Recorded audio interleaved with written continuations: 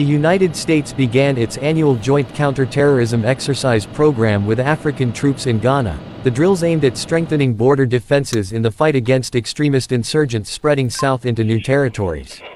The program, known as Flintlock, started in the military-based town of Daboya, where American and European trainers trained soldiers from across Africa in first aid and shooting practice in the sweltering heat. Flintlock is intended to strengthen the capabilities of critical partner nations in the region to counter violent extremist organizations, collaborate across borders, and provide security for communities, the United States Command in Africa said in a statement. The drills come at a critical time for West Africa, where groups linked to ISIS and al-Qaeda continue to carry out regular attacks on civilians and the military, despite costly interventions by international forces. What started as a Mali-based insurgency in 2012 has developed into a regional network of competing extremist groups operating in the landlocked regions of Niger and Burkina Faso and has spread to the coastal states of Benin, Togo and Ivory Coast in recent years. The attacks carried out by these groups have wiped out thousands of people and displaced millions. So far, Ghana, which is bordered by Burkina Faso on its north side, has been spared their actions. However, security experts say that organized crime is rampant, and poor people living in remote areas are especially vulnerable to the destruction of these groups, as is the case in neighboring countries.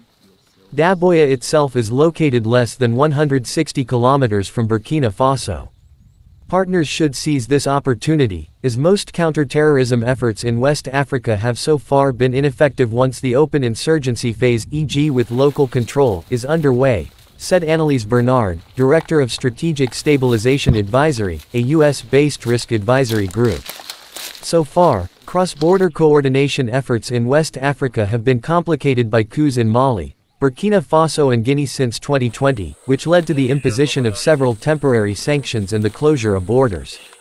Disputes with the junta in Mali and Burkina Faso led France to withdraw thousands of troops from those countries over the past year, in what experts say is a boost for extremist groups.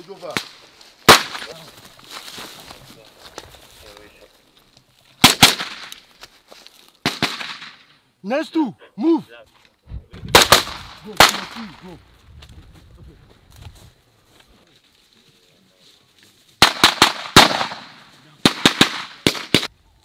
Go.